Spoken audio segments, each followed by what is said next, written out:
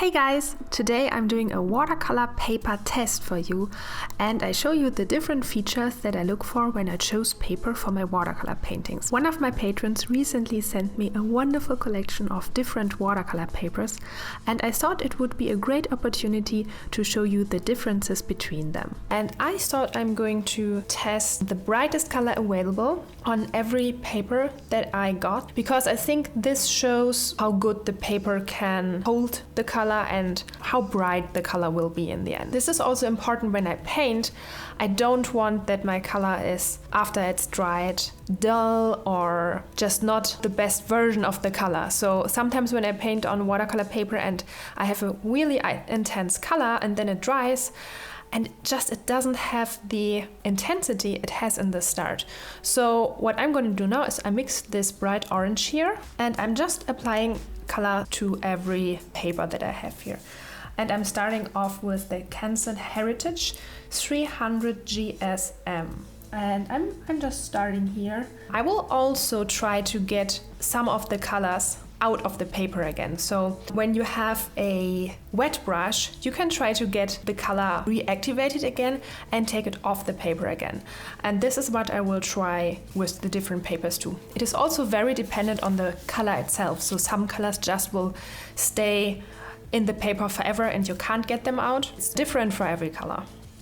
And this is cadmium red orange I'm using here. All the colors are from Schmincke. They are kind of my favorite colors. I really like them.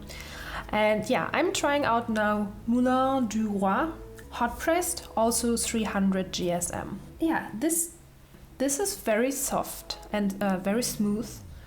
And the colors seem to be, you can push it around on the surface. I'm not sure if I like this. I have the impression that it won't be sucked as good into the surface. I will also do gradients, but let's continue with the next one. So now I'm having here Saunders Waterford paper, 190 GSM. And this just means that it is a bit thinner than the other ones. It also is, oh my god, it also is a bit more yellowish, but I don't see this as a problem. I don't really think that's a bad thing. So I'm gonna try out the orange here now. Okay, I do have the impression here as well that it is kind of, yeah, I think it's a bit on the surface. It's not really sucked into the paper. But I will see how this will work when I try to do gradients. The next one is the Botanical Ultra Smooth paper. I will have the different papers linked down in the description for you so that you can choose the one that you like the most. And I hope you can really get something out of the video, because sometimes you just don't really get the opportunity to test out all the papers. I'm just really lucky that one of my patrons sent me a bunch of them over so that I can try them out. I'm very excited for this one here. This doesn't really feel as a watercolor paper at all. It has more the feeling of a sketchbook paper. And when I put down the brush here, I can see kind of the texture of the paper more than with the other ones. So this is different. I wouldn't say this is a bad thing or something like that. It's just different. Now this is Arch 300 GSM HP hot pressed. I already painted on this paper. So it will be probably like the Fabriano paper. They're very, from my point of view, I think they're very similar to each other. But I'm going to try that out. Yeah, with the Arch paper, I have the impression that also here the color is not very well sucked into the paper. But this is just kind of my personal opinion. And it really depends on what you want to do, how your style is, how your technique is.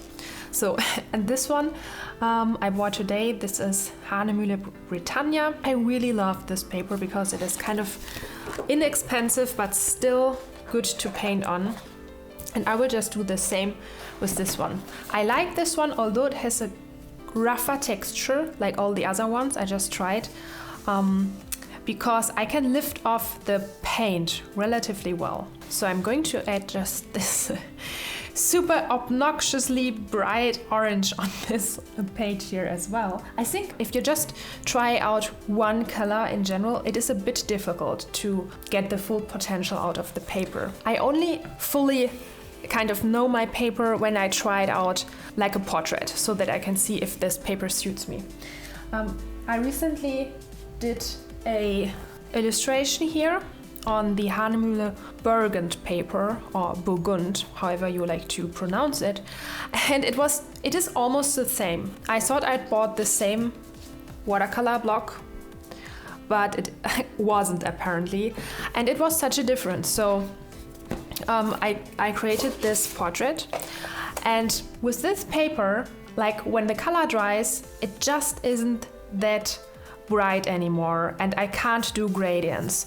So I might as well try to make a gradients on these papers to show you what I mean, and hopefully you can see the difference. So let's say I would do a face, so I'm going to make like a small wet area here, like this, and with the wet and wet technique you get very beautiful gradients. So I should have taken a bigger brush here, but I hope it still works. So, and now I want to make, for example, pink cheeks, and so I go into it, and okay, this was a bit too much, and I see how the color bleeds into this area. And when it dries, it should be that we have a nice blending here. You can play around with it until you are happy with the blending. So I think I'm gonna let it like this. Have to be a bit careful here. And I'm going to try out the same with the other paper. I have to remove my drawing before, because I'm not finished with this yet. Don't want to destroy it. So I'm trying to make a similar gradient with this paper as well. Get this magenta here, this is from Schmincke as well, and let it bleed into the area. So the first that you might see, the first difference is that the color gets sucked much stronger into the paper. So on this paper, a lot of the color actually stays on the surface, and the result is probably that this color will not be as strong once it's dried. So this is at least what happened when I painted the illustration I just showed you. So I would put that aside. The orange color tests have dried, and I can already say that I really like the outcome of these three papers here: the Moulin du Roi, the Saunders Waterford, and the Cyncynea Heritage. I like the even outcome. These two also are very kind of light, so I have the impression that the colors of the Saunders, the Cyncynea, and the Moulin du Roi are brighter, where on these two papers I have the impression that the colors were a little bit muted in the end. I'm going to try out the blending test. Okay, I think we can now already say how the gradients became.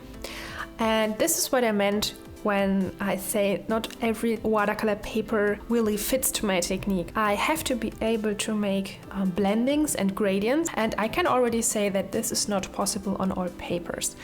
I used the same exact amount of paint in all of these little droplets of water, and for example on the Cyncynea Heritage paper there's almost no gradient whatsoever, so all the color just blended into or bleeded into the water droplet, and there's just no gradient. Here the color is really faded. This is the arch paper, and also the orange is really faded. For me it looks that all the paint got sucked into the paper and we are just left with a very light version of the original paint. The botanical illustration paper I think is decent because the color is still relatively dark and relatively bright. I would say a winner of these is definitely the Saunders Waterford paper. It is really impressive how strong the paint is visible here. It might be because the paper is a bit dark, so this yellow might help the color to come out stronger and a bit darker. That can be a reason. But I also have the impression that the color is definitely very strong on this paper. Here on the bottom, the Moulin du Roi paper, I'm not perfectly happy with how the gradient came out because it made this weird kind of border around it. However, the orange is very strong, so I'm not sure about this one. The other two papers I showed you, I had to redo the gradients because I took too much water in the first approach. Okay, this one is a Britannia paper and this one is a Burgund paper. And you might already see that here on the Britannia paper, although the gradient might not be as smooth as on the right one, the color is a bit stronger. And for my technique, this is important because when I do gradients and when I want to have like an area a bit darker and I really want to build this shadow, I have to be able to build it up with watercolor. And when the color gets really light, it just takes longer for me. And I find that a bit frustrating. So this is why I prefer the Britannia paper over the Burgund paper. I think these are just some basic tests. As I said in the beginning, I can only say if a paper works perfectly for me when I do several different pieces on them. For example, a portrait, a color pencil and watercolor, mixed media piece, maybe a landscape, something like that. Speaking of mixed media technique, I also wanted to try how good I can draw with color pencils on the individual papers, because many of my pieces are done with both watercolors and color pencils. So I definitely need to know in advance how good I can draw on them. Sometimes the color pencil texture is a bit annoying. So on the arch paper, it is pretty strong. From all of those 5 papers, it is the strongest. So if you want to draw and you want to have a very smooth looking of your color pencils, I would probably go for these 4 here. The Botanical, the Saunders Waterford, the Canson Heritage or the Moulin du Roi. Also my favorite Fabriano paper that I always use is good for that. Now I'm going to try the Burgund paper. I already had good experience with this one regarding the color pencils. So although like this texture is super rough, like comparing to the other one, this texture is really rough. It is called matte. So if you're looking for a very smooth watercolor paper, always look for satin and hot pressed. You can maybe already see that there's a pretty strong texture. What I always do to avoid this is to go over it with luminance color pencils because they will smooth it out. This helped. This helped me to draw this portrait here. I went over it with all the luminance pencils, and now we are coming to the Britannia watercolor paper from Hahnemühle, and the surface here is less rough than on this one, so this is a bit smoother. On this one as well, you have a very strong texture. So if you compare it to, let's say, the Botanical Ultra Smooth one, you should be able to see the difference. So here it looks pretty grainy, whereas here it is very smooth. You can still draw on the rougher ones with color pencils. Just be aware that there is a texture and that you can use luminance color pencils to go over that texture to make it look a bit more smoother. I like this technique if I want to do gradients in really small areas. This is what you can do also. When my paper doesn't have that feature, it can be sometimes difficult for me to paint. So sometimes I really want to have paper with this feature.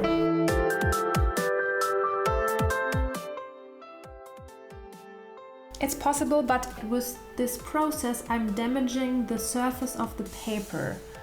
So I would probably not try this technique with my artworks because I would fear to destroy the paper here. So yeah, this paper has a very rough surface.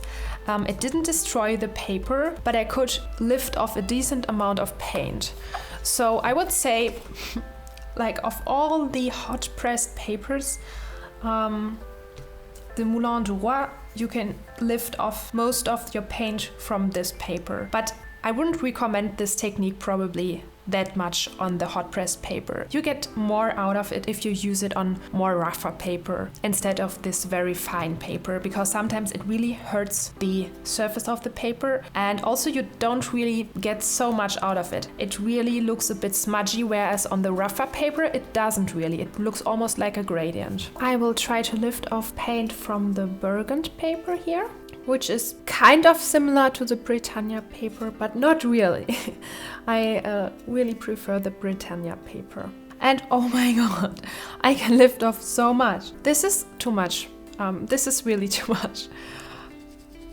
I think it is good if you want to correct your mistakes, but it's also kind of, it smudges around the edges. So I'm not a big fan if the paper doesn't hold the color that well. I really like the Britannia paper. It is the perfect mixture between like holding the paint but not too strongly. You can lift it off again. It's still bright on the surface. And the only thing is that I can't use color pencils that well. So if I want to use color pencils, I would go with probably, let's see, I would probably use the Saunders Waterford because I can do gradients and I can lift off a bit and I can draw on it. So yeah, this is probably my favorite here.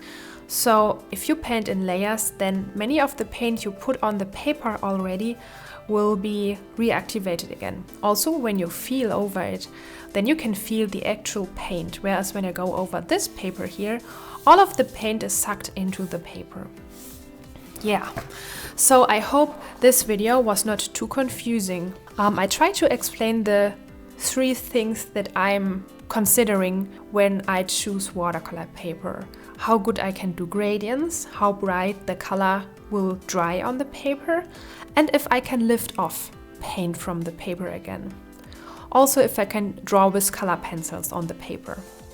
So I hope this was helpful for you. My 2 winners are the Britannia paper for like really watercolory works where I can apply these techniques, and for the more color pencils, heavier works, I haven't done a complete painting on the Saunders Waterford paper, but I would try this one if I wanted to do a complete drawing with watercolors and color pencils. I would go with the Saunders Waterford paper. The other ones are good as well. I would probably not choose the Canson Heritage because of the weird gradient here. I think the botanical one as well, and probably the Arch is also okay. They are all good papers. It really depends on how your technique works. If you're just more of a type that just uses 1 layer of watercolor and that's it, then there's no problem with all of them. For this drawing, for example, like filling out the accessories on her hair, there's not really much need of all these techniques I showed you. I can just fill out the colors. On the face instead, I have to apply all these techniques. So it really depends what you do. I hope this video was helpful and I hope I see you in the next one. For in-depth painting tutorials, head over to my Patreon page and select the $5 reward tier. You get instant access to over 30 painting tutorials, which you can download, insights into my work in progress, helpful art material posts, and I answer all of your questions. For $10 a month, you get exclusive access to my live stream and real-time painting videos. For $15 and more, you get beautiful art surprises, fine art prints, original watercolor illustrations, and much more.